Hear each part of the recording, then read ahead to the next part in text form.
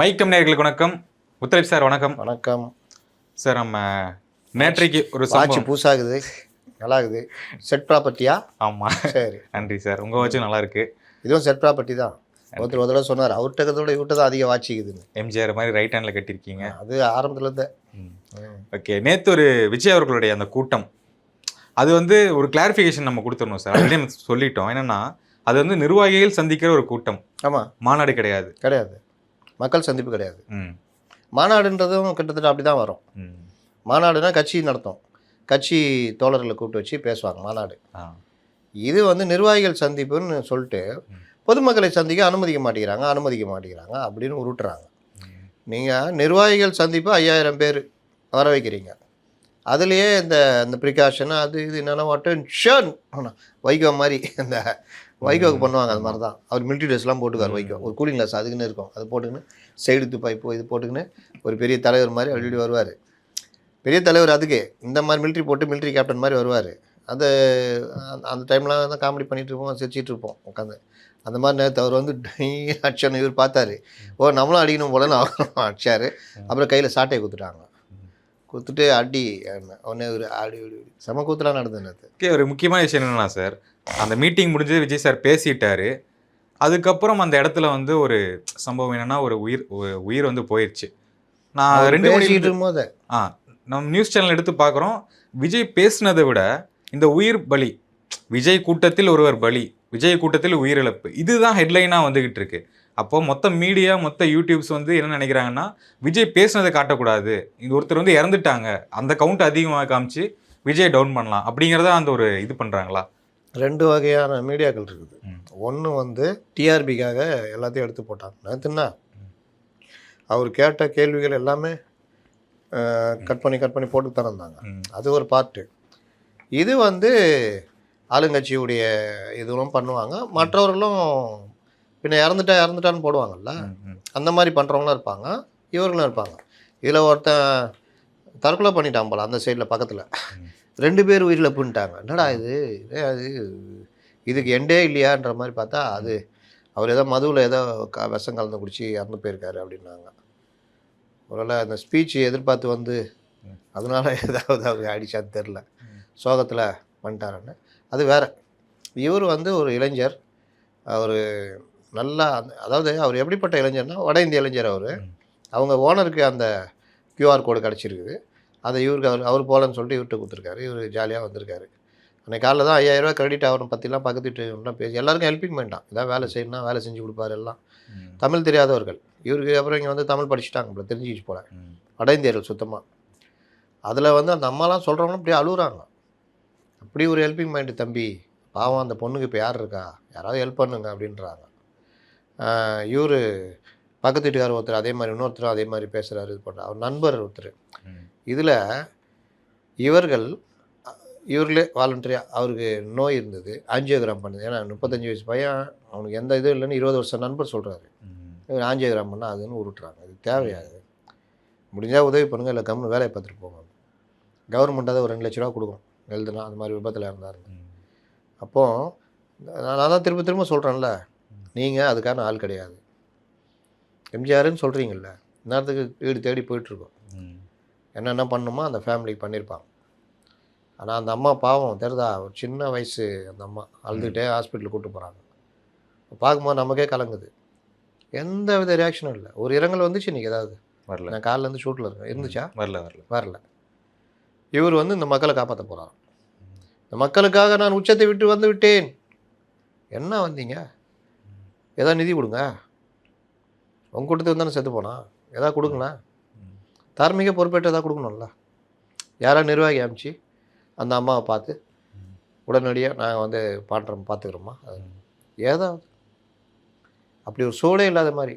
இதில் இந்த CTR நிர்மல்குமார்லாம் பேட்டி கொடுக்குறாரு, அவருக்கு நோய் இருந்ததுன்னு. நோய் இருக்கட்டும், எது வேணா இருக்கட்டும்பா, செத்து போயிட்டான்ல அவன். இதில் வந்து என்ன பழக்கம் இது? ஒரு அம்மா 2 வயசு குழந்தை தீனு நிற்கிது.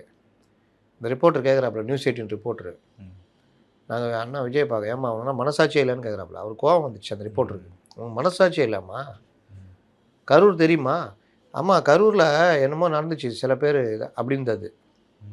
அப்போது எந்த அளவுக்கு பாருங்கள், கொஞ்ச நேரத்தில் மற்ற பெண்கள்லாம் சேர்ந்துட்டு அதெல்லாம் நாங்கள் பார்த்துக்குவோம். என்ன பார்த்துக்குவீங்க நீங்கன்னு கேட்குறாரு அவர். என்ன பார்த்துக்குவீங்க? அந்த அம்மாவை கண்டித்து இது பண்ணுறதை விட்டு நீங்கள் கூட சேர்ந்து இது பண்ணிக்கிட்டு இருக்கிறீங்க. உங்களாம் மனசாட்சியே இல்லையா? ஒன்று இன்னொரு பொண்ணு, எங்களாம் மனசாட்சி கிடையாது, செத்தத்தை பற்றி கவலைப்படலையா, எங்களுக்கு விஜயண்ணா தான் இது தலைவனை பார்க்கணும். இந்த மாதிரி கும்பலை வச்சுட்டு தான் இவர் உருட்டிகிட்டு இருக்காரு. இது எந்த நாளுக்கும் வேலைக்கு ஆகாது. பக்கத்தில் இவனுங்க வந்துடுறாப்புல, அந்த மற்ற ஆட்கள் நிர்வாகிகள்லாம். ஆமாம் என்ன சார், நாங்கள் பார்த்துக்குறோம் சார். அது கரூர், இது சேலமா? என்ன கழுத்தில் மிச்சம், சேலத்தில் கழுத்தில் மிச்சம் சாப்பிட மாட்டானா? கரூரில் கழுத்தில் மிச்சம் தான் சாவானா? சரி, இதை தாண்டி இப்போ விஜய் கூட்டத்துக்கு வந்தாலே ஒரு உயிர் பலி போயிடும், வந்தாலே செத்துருவாங்க அப்படிங்கிற மாதிரி ஒரு விஷயம் கிரியேட் பண்ணுறாங்க. நானும் ஒன்று போட்டேன், நேற்று அவர் ஏன் இறந்து போனார்? நெரிசல் ஆச்சுன்னா, ஸ்டாம்பேட் ஆச்சுன்னா மூச்சு திணறல் வரும், இதயத்துக்கு ரத்தம் போகிறது, பல விஷயங்கள் பாதிப்பு வரும். அப்போ ஸ்ட்ரோக் வரும், ஹீட் ஸ்ட்ரோக் வரும். ஹீட் ஸ்ட்ரோக் வந்தால் அட்டாக்கில் கூட வரும். அதெல்லாம் நீ என்ன வேணால் எப்படி எதுவோட இதுன்னு வராது, சொல்ல முடியாது. உச்சி வெயிலில் போடுறதுன்ற கான்செப்ட் இவங்களுக்கு யார் கற்றுக் கொடுத்தா? அப்படின்னா உச்சி வெயிலில் கேட்டால், இன்றைக்கி நான் ஒரு அதிகாரிட்ட கேட்டேன், என்னங்க இந்த மாதிரி போலீஸ் பர்மிஷன்? ஏங்க அவங்க கேட்டது அந்த டைம் தான் கேட்குறாங்க, கொடுக்குறோம். நம்ம மற்ற விஷயங்கள்லாம் பார்த்துக்கோ, எல்லாம் பண்ணிக்கன்னு சொல்கிறோம்.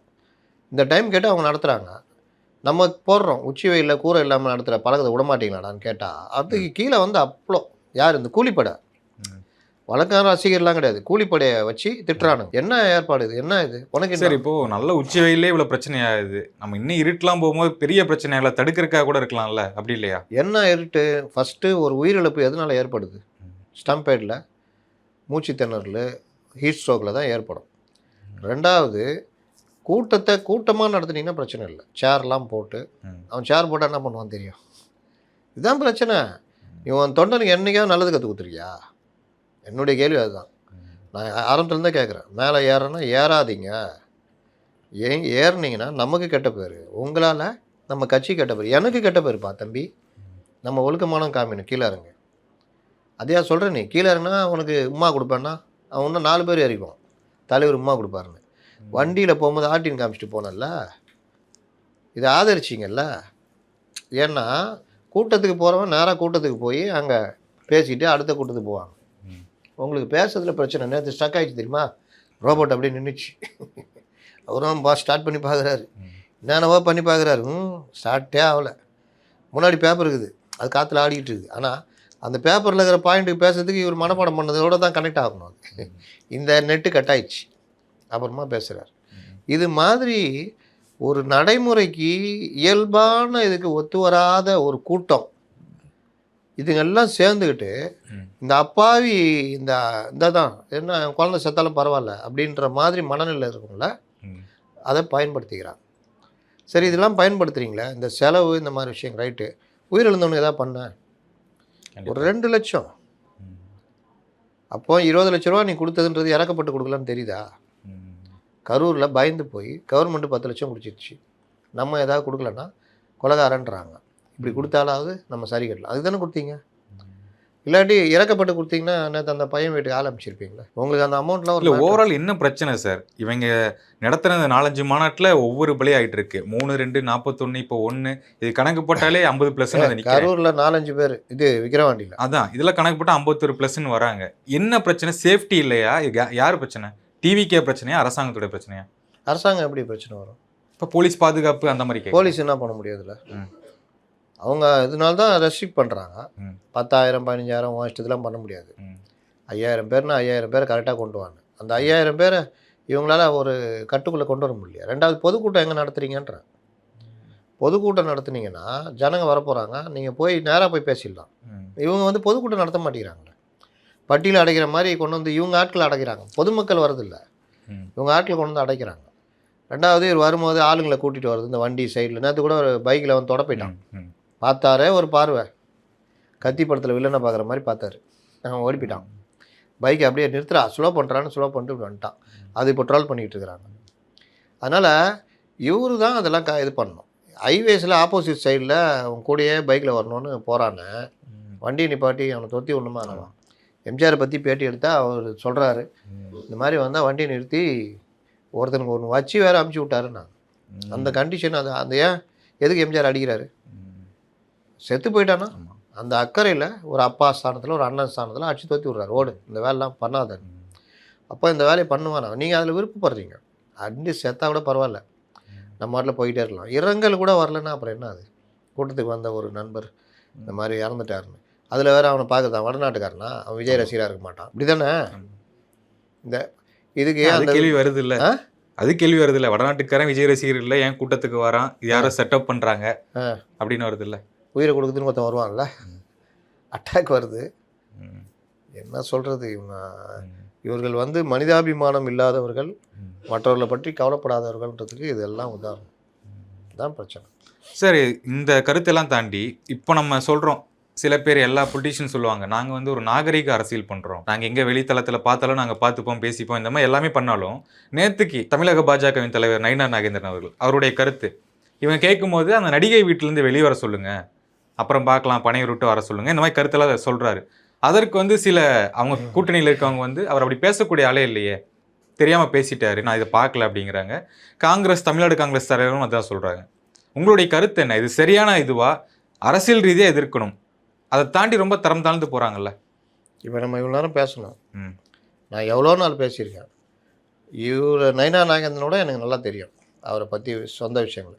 இந்த இருக்கிற அந்த நிர்வாகிகளோட எனக்கு தெரியும். ஏன் தெரியும்னா, அவருக்கு நெருக்கமானவங்க எனக்கு நெருக்கமானவங்க. சும்மா ஜாலியாக விளையாட்டாக பேசும்போது அவருடைய குணநலன் என்ன, அவர் எப்படி, அவர் குடும்ப பிரச்சனை என்ன, எல்லாத்தையும் நம்மள்ட்டலாம் பேசுவாங்க.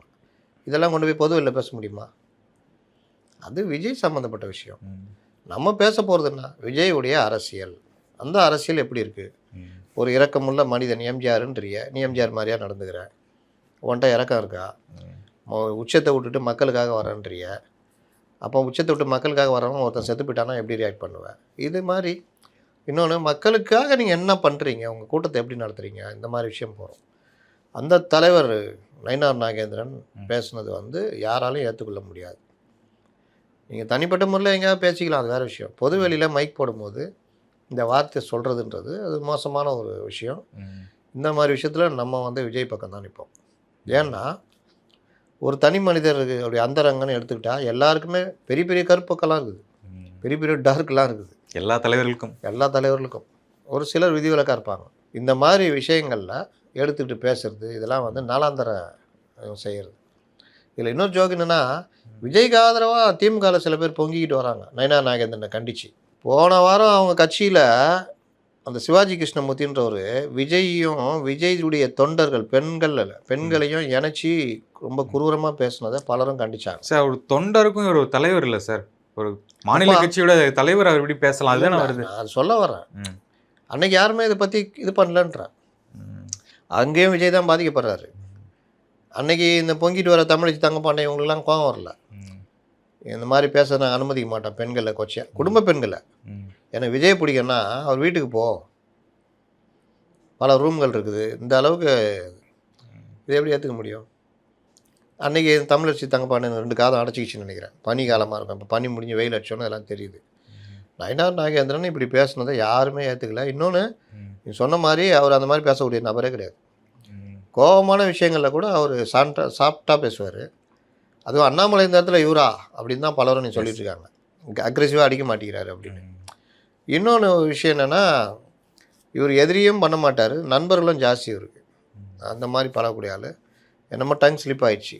ஆனால் அதை திருத்திக்கிறவன் தான் மனிதன், தலைவன் அதுக்கும் மேலே. அந்த மாதிரி வார்த்தைகள் தவறி வந்துவிட்டது. அது உண்மையிலேயே விஜய் ரசிகர்களையும் அவங்களையும் புண்படுத்தியிருந்தால் நான் வருத்தம் தெரிவிச்சுக்கிறேன். முடிஞ்சிச்சு கதை. இப்போ அந்த கார் கதவை மூடிட்டு போகிற ஏற்பாடுகள் தான் இருக்குது.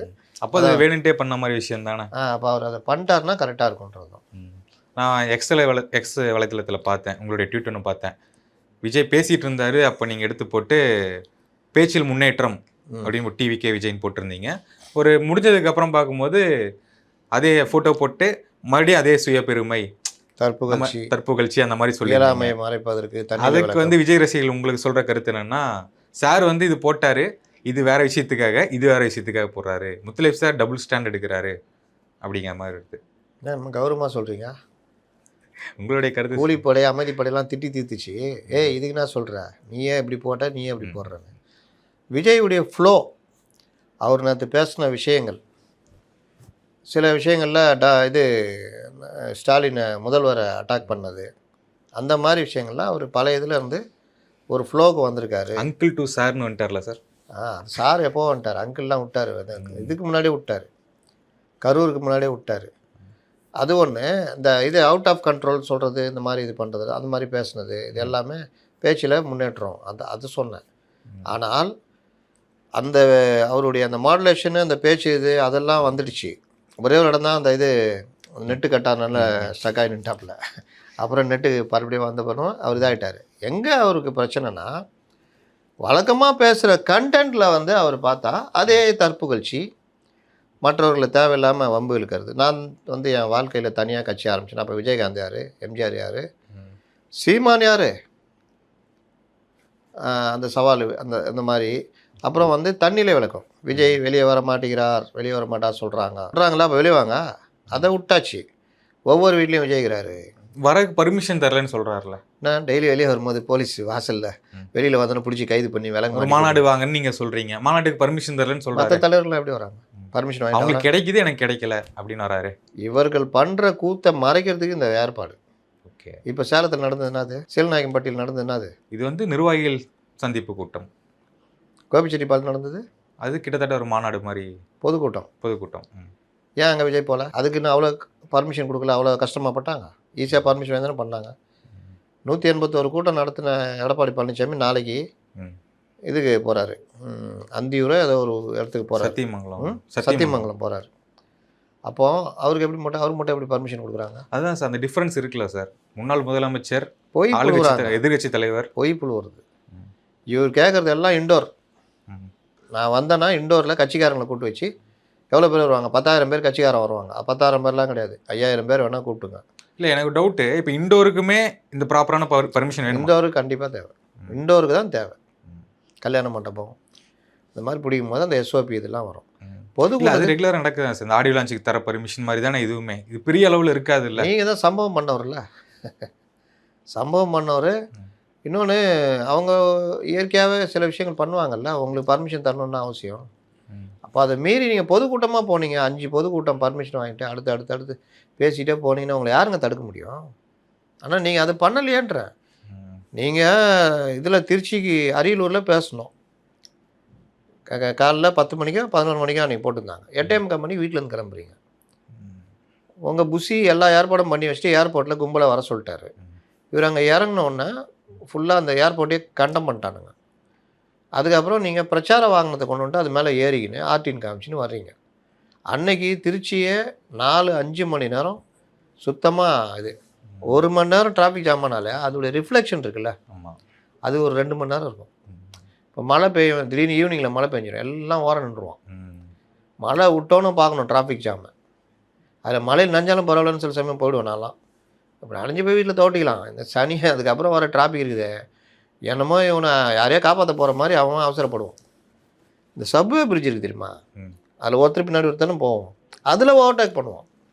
நம்ம மக்கள் மென்டாலிட்டி அங்கே போய் நின்று டீ சாப்பிட்டுன்னு சிகரெட் அடிச்சிக்கின்னு மொல்லமாக, ஏன்டா இதுக்கு மொல்லமாக வந்துருக்கலாமாடா, கவுண்டமணி ஒரு படத்தில் சொல்கிற மாதிரி. அப்போது இந்த மாதிரி கூட்டங்கள் இது எல்லாமே இவர்கள் எப்படி நடத்துகிறாங்க, என்ன மாதிரி இதுன்னா, நாங்கள் வந்து இந்த இடத்துல இவ்வளோ பேர் நாங்கள் இப்படி நடத்துவோம்.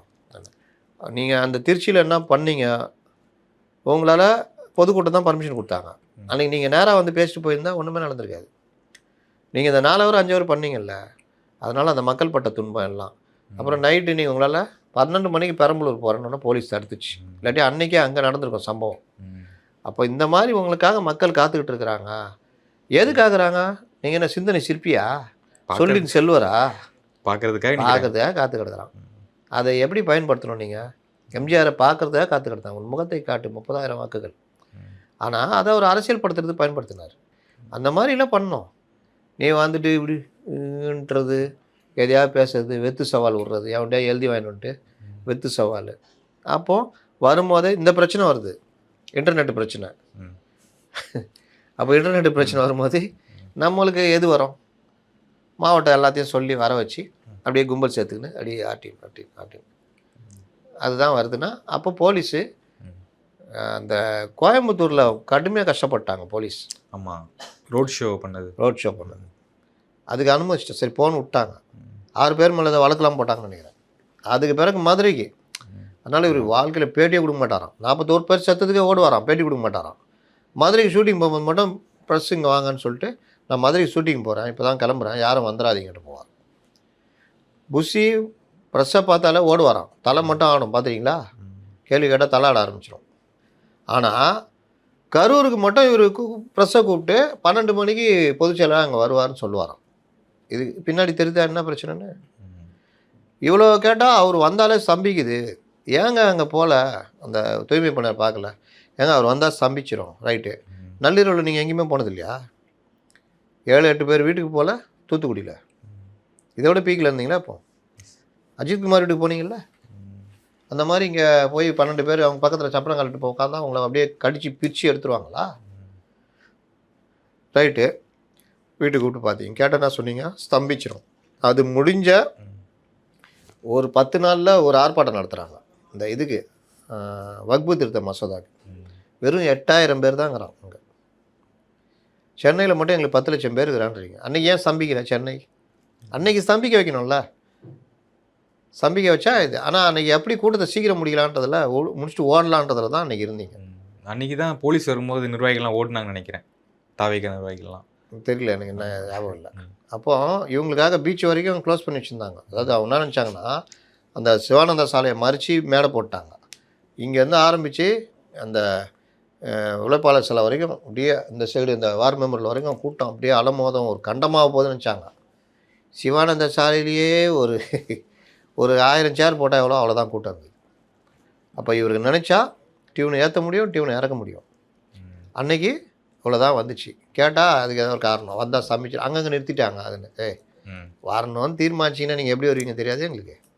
சரி, இவ்வளோ பிரச்சனை நடந்து ஸ்தம்பிக்குது அதெல்லாம் பேசினார். அந்த கரூரில் போய் உக்காந்துனார். அது முடித்த உடனே முதல் பொதுக்கூட்டம் வெளியே வரார். எது, காஞ்சிபுரத்துக்கு போகிறார்.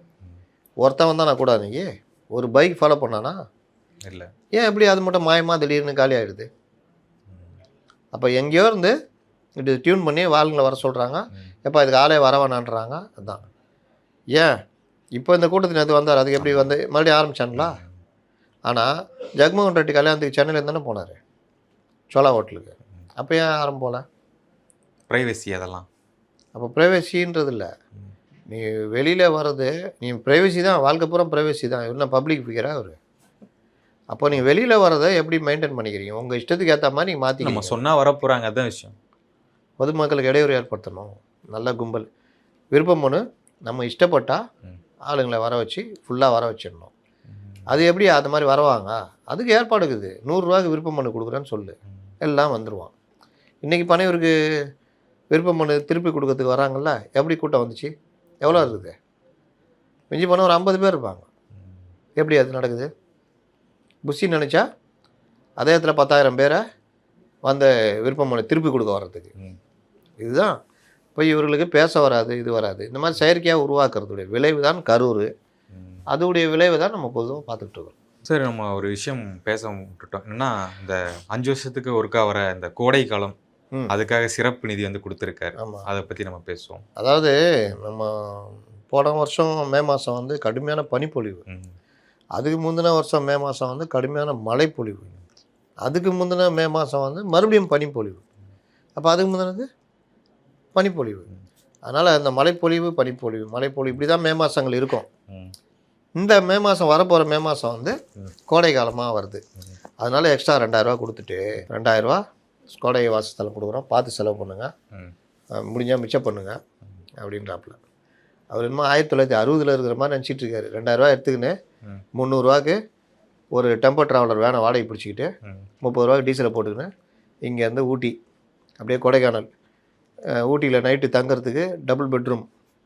அது வந்து ஒரு 8 பேர்னா 3 டபுள் பெட்ரூமாக தேவை. 8 ரூபா வாடகைன்னா 324 ரூபா வாடகை கொடுத்து டபுள் பெட்ரூம் தங்கிட்டு காலையில் எழுந்துச்சி டிஃபனு ஒரு அந்த 8 பேருக்கு மிஞ்சி போனால் ஒரு 7 ரூபா 8 ரூபா ஆகும். ஒரு ஆளுக்கு 1.25 ரூபா அப்படி. ஒரு இட்லி 10 பைசா 5 பைசா இருக்கும். சாப்பிட்டு சுற்றி பார்த்து ஷாப்பிங் பண்ணிட்டு ஒரு 50 ரூபா 70 ரூபா ஷாப்பிங் பண்ணிட்டு மறுபடியும் அதே வேனில் ஒரு 15 ரூபாய்க்கு டீசலை போட்டுக்கின்னு அப்படியே வந்து கொடைக்கானல் போயிட்டு அங்கேயும் ரூம் தங்கி பண்ணிட்டு வீட்டுக்கு வரும்போது ஒரு 300 ரூபா 400 ரூபா மிச்சம் இருக்கும். இதுதான் முதல்வர் சொல்கிறாரு, பார்த்து செலவு பண்ணி மிச்சப்படுத்துங்க அப்படின்னு. இல்லையா டூர் போவோன்னா 2000 ரூபாய்க்கு போரூர் பக்கம் போனீங்கன்னா ஒரு கிரவுண்டு நிலம் 2000 இருக்கும். ஒரு இடத்த வாங்கி போட்டிங்கன்னா அது 2026 1.5 கோடி 2 கோடி மாறும். இதெல்லாம் வந்து பேக் டு தி ஃபியூச்சரு. நான் சொன்னதெல்லாம் 60களில். ரைட்டு. அப்போ போர்வே இருக்காது, ஒன்றுமே இருக்காது. அப்போ 2000 பெரிய விஷயம். நீங்கள் ஒரு ஏக்கர் கூட வாங்கலாம். நீங்கள் அந்த வாங்கி போட்டிங்கன்னா 2026 அது நீங்கள் அம்பானி அதானி ஈக்குவல் ஆகிடலாம். முதல்வர் உங்களை முன்னோர் இதோட சொல்கிறாப்புல, அதை பயன்படுத்த தெரில இந்த மக்களுக்கு. இல்லை, இந்த வியூவில் எடுத்துட்டாலும் இவர் வந்து வேற ஒரு வியூவில் சொல்றாரு. அதாவது எனக்கு வந்து தாய் குலத்திலேயே வந்து மிகப்பெரிய செல்வாக்கு இருக்கு, அதை பிரிக்கணும் அப்படிங்கறக்காக தான் முதல்வர் இப்படி பண்ணியிருக்காங்க அப்படின்னு விஜய் சொல்றாரு. எனக்கு அந்த வாக்குகள்லாம் வந்துடும், அது பிரிக்கிறதுக்காக தான் நான் இன்னைக்கு கூட்டம் போற நேரத்தில் காலையிலே பண்ணாங்க அப்படின்னு வருது இல்லை சொன்னார். நேற்று சொல்லியிருந்தாரு. தாய் குலத்துட்டு அவ்வளோ ஒரு இது இருக்கு. ஓ சரி சரி சரி. இந்த மகளிர் வாக்கு அங்கே போயிடக்கூடாதுன்னு நம்மளை பிரிக்கிறாங்க அப்படின்னு சொல்லியிருக்காரு. நீங்களே தான் பண்ணி பிரிங்க, உங்கள் தாய் குல செல்வாக்கெல்லாம் பார்க்கலாம். என்ன பண்ணிட்டாரா அவர் தாய் குலத்துக்கு? சினிமாவில் நடிச்சதை தவிர சொல்லுங்கண்ணா. எதுவும் இல்லை சார், நீங்களும் ஒரு இதுதானே, நண்பா தானே நீங்களும். என்ன பண்ணாருன்னு சொல்லுங்கண்ணா. அவங்களாவது ஏதோ கவர்மெண்ட்டுக்கு காசு எடுத்து 1000 ரூபா கொடுக்குறாங்க. இவர் என்ன பண்ணார் அந்த தாய்மார்களுக்கு? எதுவும் பண்ணல. ஒவ்வொரு வீட்லையும் எங்கிறாருங்க, கரெக்டாக சொல்ல கற்றுக்குங்க. ரேஷன் போகிறாரு, ரேஷன் கடையை வாங்கி தராரு, உழைச்சி வீட்டில் கொண்டு வந்து காசு தராரு, வேறு ஏதாவது பிரச்சனைனா பார்த்துக்கிறாரு, படிக்கிறாரு. சில பேர் வெளிநாட்டில் படிக்கிறாங்க, சில பேர் வெளியூரில் படிக்கிறாங்க, சில பேர் தண்டமாக திரிகிறாங்க, சில பேர் கஞ்சா அடிச்சுட்டு வீட்டில் வந்து தகராறு வலிச்சுன்னுக்கிறாங்க. எல்லாம் விஜய் தான். இந்த மாதிரி பல வேலைகள் விஜய் இப்போ தாய்மார்களுக்காக பண்ணுறாரு. ஏன்னா ஒவ்வொரு வீட்லேயும் விஜய் இருக்காங்க. இன்னும் ஒரு படி மேலே போயிட்டு ஒரு பத்திரிகையால் சொன்னல, விஜய் எங்கே இருக்கிறார் அப்படின்னு கேட்குறாங்க. விஜய் எங்கும் இருக்கிறார் அப்படின்றாங்க. எங்கே இருக்காருன்னு நான் கூட விஜய் தான் அப்படின்ட்டாப்புல. என்னங்க நீங்கள் போய் விஜய்ன்ட்டீங்க டமால்னு அப்படின்னு. நீங்களும் விஜய், நீங்கள் விஜய் நான் விஜய் அப்படின்ட்டாப்புல. பொம்பளையாக இருந்தால் விஜயா, ஆம்பளையாக இருந்தால் விஜய். அந்த மாதிரி மறந்து போயிடுச்சு. என்னடா இது, எங்கேயா வந்து மாட்டிக்கிட்டோமா சார்? உண்மையிலே நீங்கள் பத்திரிக்கையாளர்? ஆமாங்க. இல்லை நீங்கள் இப்படி சொல்கிறீங்களா? ஏங்க உண்மையாக சீரியஸாக சொல்கிறாங்க. நான் விஜய், நீங்கள் விஜய், அப்புறம் அவங்களாம் விஜய்கள் எல்லாம் தான் இருக்காங்க அப்படின்ட்டாப்புல. யார்? கடவுள் இணையாக சொல்லிட்டாப்புல. கடவுள் எங்கே இருக்கிறார்? எங்கும் இருக்கிறார், துணிலும் இருப்பார், துருமிலும் இருப்பார். இதை மற்றவங்க சொன்னால் பரவாயில்ல, விஜயை சொல்கிறார் பாருங்க. ஒவ்வொரு வீட்லேயும் நாங்கிறேன், எனக்கு எத்தனை வீடுக்கு தெரியுமா அப்படின்றாரு. நம்மளுக்கு எப்படி தெரியும்? நம்மளும் இன்கம் டேக்ஸ் டிபார்ட்மெண்ட்டில் வேலை செய்கிறோம். தமிழ்நாடே என் வீடு அப்படிங்கிறாரு. அதுக்கப்புறம் நான் எத்தனை வேணும் என்றேன், டப்புன்னு அவரே வெளியே சொல்லிட்டாரு, தமிழ்நாடு என் வீடு அப்படின்ட்டாப்புல. அப்புறம் அவனுக்கு எவ்வளோ சொந்தக்காரங்க தெரியுமான்னாரு. அண்ணா, தங்கச்சி சங்கீதா, பையன், ஒரு பொண்ணு, 4 பேர் இருக்கிறாங்க, அப்பா அம்மா 6 பேர் அப்படின்னு நான் சொல்ல வரதுக்குள்ள அவர் 8 கோடி பேருன்ட்டாப்புல. ஐயோ 8 கோடி பேரை வீட்டுக்குள்ளே வச்சுருக்கிறாருன்னா எவ்வளோ பெரிய ஆள்றாரு. அப்போ மு.க. ஸ்டாலின் வந்து எல்லோரும் சொந்தக்காரங்க. ஒரே நேரத்தில் எடப்பாடி பழனிசாமி, மு.க. ஸ்டாலின், சீமானு, நீங்கள், நான்லாம் என்ன உறவுன்னு தெரில. அண்ணன் உறவு இருக்குன்னு நினைக்கிறேன். என்னோட ஒரு 5 வயசு 6 வயசு கம்மியாக இருப்பார். அதனால் அண்ணன் உறவு எல்லாருக்கும். உங்களுக்கு தான் உறவு. அண்ணன் உங்களுக்கு வந்து நான் தம்பி. அந்த மாதிரி எதாவது போய் கேட்டால் தருவாங்களா? வாய்ப்பில்லை. அங்கே ஒருத்தர் இருப்பார்ல, இந்திக்கார நண்பர், அந்த வீட்டிலே இருக்கிறவர். சரி, இந்த வீட்டுக்குள்ளே இருக்கார, வீட்டுக்குள்ளே ஒரு பனையூர்னு ஒரு சின்ன ரூமில் இருக்கிறார்ல, அப்போ பனையூர் ரூமை விட்டு வெளியே வா அப்படி சொல்லலாமா? இனிமேல் பனையூர் ரூமை விட்டு வீட்டு ஹாலுக்கு வா அப்படி. ஆஃபீஸான பனையூர் வீடாக மாறிடுச்சா? இல்லை, அந்த ஒரு வீடு தமிழ்நாட்டில் வீடு, அந்த வீட்டில் பல ரூம் இருக்குது. அதில் பனையூர் ரூம்குள்ளே இருக்கிறாரு. அந்த ரூம் விட்டு ஹாலுக்கு வா அப்படி கேட்கலாமான்னு கேட்குறேன். உன்னை பார்க்கறதுக்காக சொந்தக்காரங்களாம் வந்துக்கிறாங்க அப்படின்னு. என்ன பண்ணுறது சார்? நேற்று சொல்லியிருந்தாரு என்னென்னா, திமுக தான் ஆண்டுகிட்டு இருக்காங்க, ஆளும் கட்சி, அவங்கள தான் என்னால் விமர்சிக்க முடியும், அவங்கள எதிர்க்க முடியும். அதையும் தாண்டி பல டைம் மக்களை டெலிட் செஞ்ச கட்சிகளை பற்றி நான் பேச விரும்பலை. யாரை குறிப்பிடுறார்? எனக்கு திமுகவை இந்த ஒரு ஆணவ தோணி இருக்கும்ல, டெலிட் செஞ்ச கட்சிக்கிட்ட தானே போய் நின்னீங்க அப்படி அப்பாவும் புள்ளியும். எத்தனை தடவை அந்த டெலிட் செஞ்ச கட்சி தானே கரூரில் காப்பாற்றி விட்டுச்சு. நான் போய் கேளுங்க, உங்கள் வீட்டில் இருக்கிற நண்பீஸை கேளுங்க. கொடி பிடிச்சி போனியா? ஆமாம் போனேன். ஏன் போனேன்? நம்ம வீட்டில் இருக்கிற நம்ம சொந்தக்காரர் எடப்பாடி, அவர் கூட நடத்துமே போகக்கூடாதா?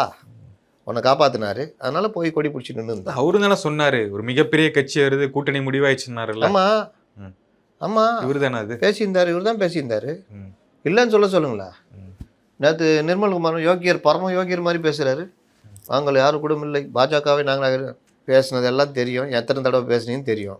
அது என்ன உருட்டு? பேசவே இல்லைன்ற மாதிரி உருட்டு. அதனால் பெரிய கட்சி வருது எல்லாருமே நம்பித்தான் இருந்தாங்க. இவரும் அதுக்கு பேச்சுவார்த்தை நடத்தியிருந்தார்.